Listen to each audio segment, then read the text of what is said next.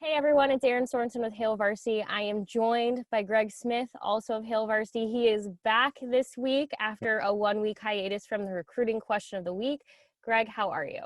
I am very well. I am refreshed after a week off, but I am also kind of frazzled because I feel like between being away and then a holiday, even though the holiday was on Sunday, I just don't know what day it is. It's tough. Yeah, I hope everyone has had a nice holiday break. If you are joining us, some of you may actually still have Monday off if you do or don't. Either way, we're just excited to be joining you once again for a recruiting question. Last week, we talked about name, image, and likeness. And just for the record, a lot of you have left comments on YouTube. We are not done with that conversation. I just want to be clear. I totally understand where all of you are coming from, that there are a number of questions that we have to dive into. And don't worry, Hail Varsity will have plenty to come on name, image, and likeness. So if you're wondering why a question hasn't been answered, it is not because we're ignoring you. It's because we are currently working on the answer or trying to find the best way to answer that for you. But this week, we're going to talk about another question that has actually come from a number of you. So this isn't one from one individual, but it's something that Greg has heard a number of times recently. So Nebraska's top 3 position group priorities after June. So June was a big month on the recruiting trail. Greg has been asked as a result, and that includes on some of his radio appearances. What are those top 3 position group priorities now that June has come and gone? Greg, what are your thoughts? Yeah, it's interesting because coming into the month of June, like I think the number one thing that everybody wanted to see was a quarterback be in the class, including Nebraska. And that happened, right, when they got Richard Torres out of Texas.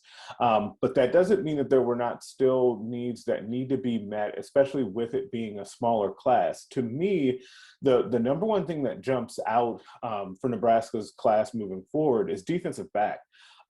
They hosted a handful of defensive backs for official visits during June, one of which, James Mons III, committed to Indiana. So he's going to the Big Ten. He's just not coming to Nebraska on July 4th. It was legacy prospect. So that one was a little tough, right? But there were other defensive backs that Nebraska brought in. And so I think that they need to be able to figure out who those guys are going to be. Now, that doesn't, hear me when I say that that doesn't mean that you should panic about defensive back. I just think that it's a priority and something that needs to be a focus. The reason that you should not panic is because I think that Travis Fisher is very good at uncovering talent and in getting guys interested and having guys interested that we may not even know about, right? That feels like that happens at least once a cycle with Travis Fisher. So I think that they'll work it out. But I do think that defensive back moving forward is one of the top positions Really to quick, look out Greg, for. I just have to point out, you said don't freak out about defensive back, but everybody is freaking out about defensive back right now because of the fact that Nebraska did lose a legacy defensive back. So I'm just saying, heed Greg's advice. Don't freak out, even after that, just yet. Yeah, not yet. No, and I understand that is definitely going to happen, and I totally understand. But you also remember that the Huskers brought in grad transfer Tyreek Johnson, so they have not completely struck out during the month with defensive back. But you are always going to get a little bit more attention on that when you have a legacy recruit that Nebraska put a lot of time and resources into recruiting, and thought they had a really good chance at him, and they did. They were in the final group, but ultimately to not land him was tough. Outside linebacker is always going to be mentioned in these things. I think that right now, the only player slotted to play outside linebacker that's in the class is Jake Applegate out of Lincoln Southeast, and I like him as a prospect, but Nebraska will continue to add more because it's just a premier position in their defense. That, to me, though, it feels like Nebraska's strategy is to wait until the season to bring in more players at outside linebacker for official visits, and then we'll see how it goes from there. And then the final position of the 3 for me right now is offensive line, because there are no offensive linemen in the class, but several offensive linemen came for visits in June. I do think that you have a couple of those guys that'll be making decisions here soon. Jake Makula and Valen Erickson, the lineman out of Illinois, I think will be making decisions probably before their senior season. So we'll know a little bit more probably before the season, but offensive line also needs to continue to be addressed.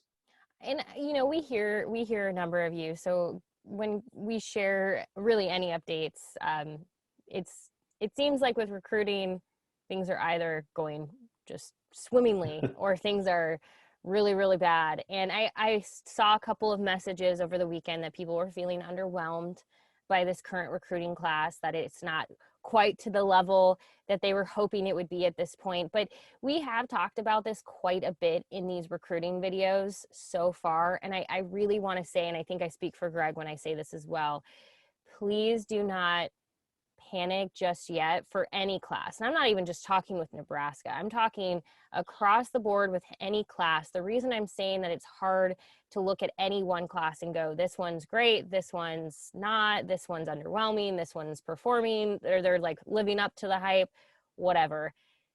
We are coming out of a pandemic that really, really fundamentally changed how schools could recruit.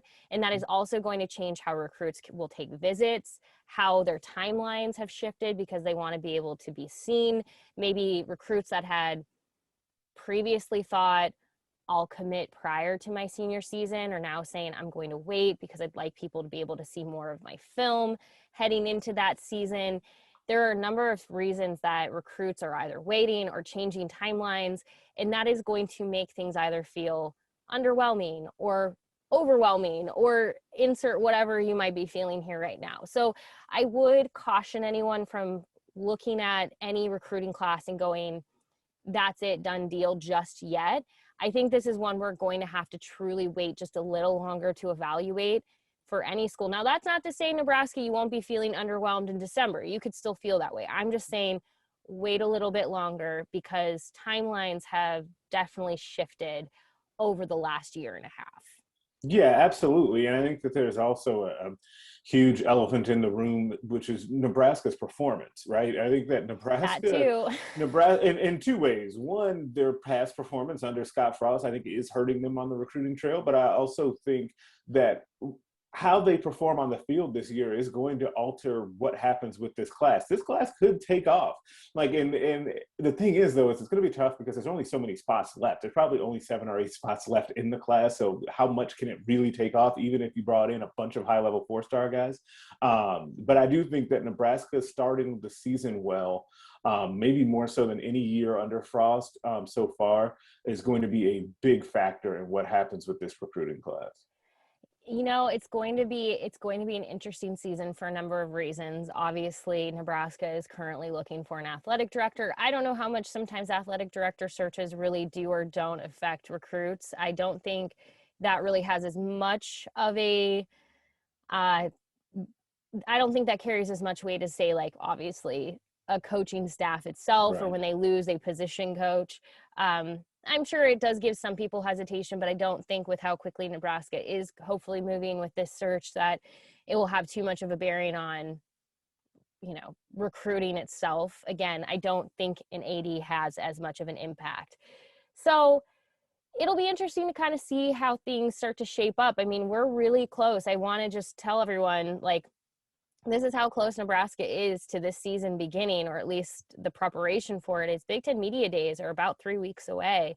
And once Media Days hits for Nebraska, they're probably going to start fall camp that following week, because so we're talking like last week of July, because they get to start 1 week early with the week 0 game.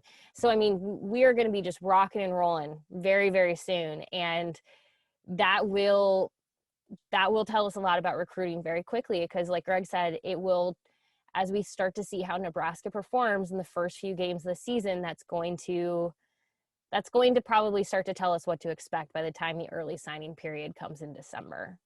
Yeah, absolutely. I think it's very, very important for Nebraska to start well, which I'm sure will come up several times between now and the beginning of the season. Well, so again, if you're wondering what position groups to keep an eye on, offensive line, outside linebacker, defensive back, those are the 3 for Greg. If you want to know more on this topic, he'll have a deeper dive in his recruiting notebook this evening, 6 p.m. Central at hailvarsity.com.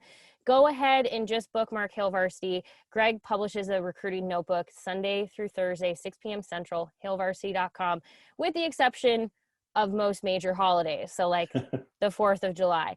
But otherwise, it is always there. A lot of your topics are covered. Sometimes the questions that you leave in any of these, like whether it's on Facebook, YouTube, you name it, end up making their way into recruiting notebooks. So keep having those conversations. We really appreciate it. We appreciate the conversation you have with each other.